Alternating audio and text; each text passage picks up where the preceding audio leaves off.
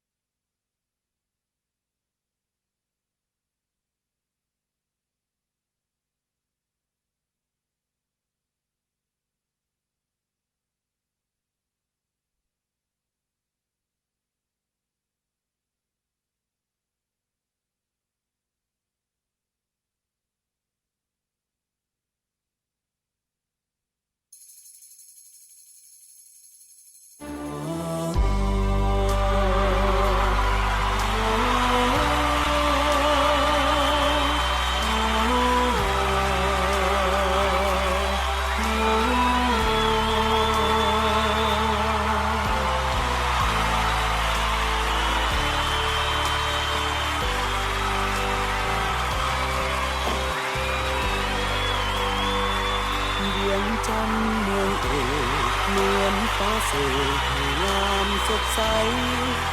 ดินแดนสดสวยวิไลตั้งป้องใจ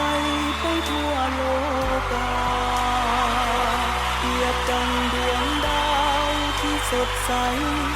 ความสีวิไลตะการตาสาวลาวบูชาเอกอ้างด้วยความภูมิใจ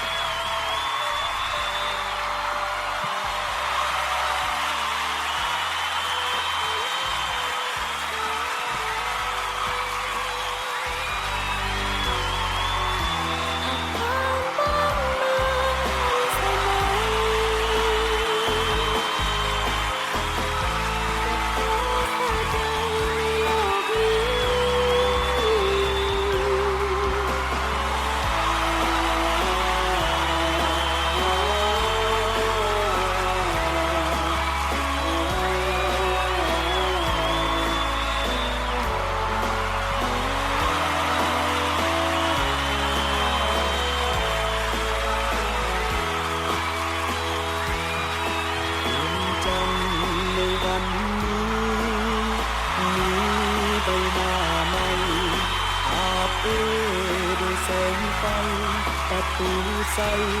อลังการพระธาตุหลวงกลางเมืองสาเดิ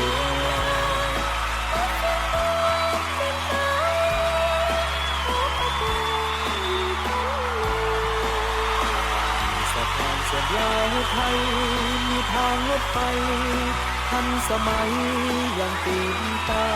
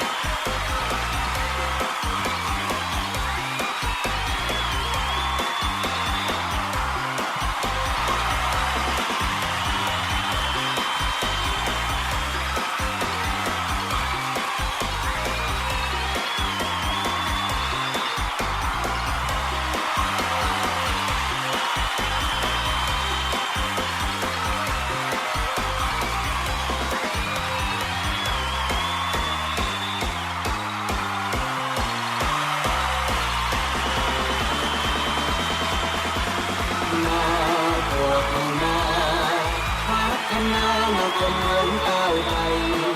ให้เป็นเมืองสีเมืองทันสมัยเก่าสุสากลส่งยิ้มต้อนรับแขกไกลมีน้ำใจให้ ทุกคนก้าวไปสู่ความพัฒนา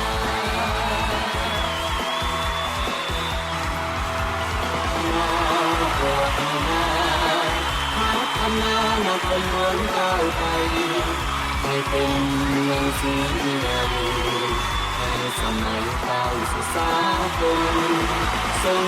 การนับต่อไปมีน้ำใจให้ทุกคน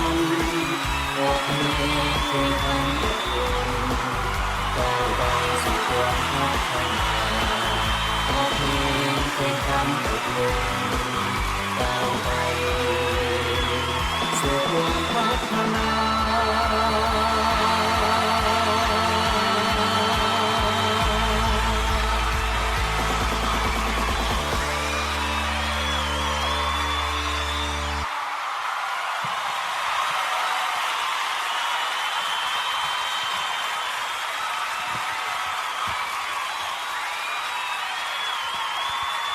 ขอเสียงตบมือดังๆอีกครั้งหนึ่งนะเจ้าและลำดับต่อไปก็เป็นโรงเรียนนาไฮเดียวซึ่งมาในบทฟ้อนที่มีชื่อว่าเซิงบุญสวงเหือและก็ขอประชาสัมพันธ์ถึงโรงเรียนต่อไปนั่นก็คือโรงเรียนมาลสินเนาะแม่นไห้มาก้าเกี่ยมเลยเจ้า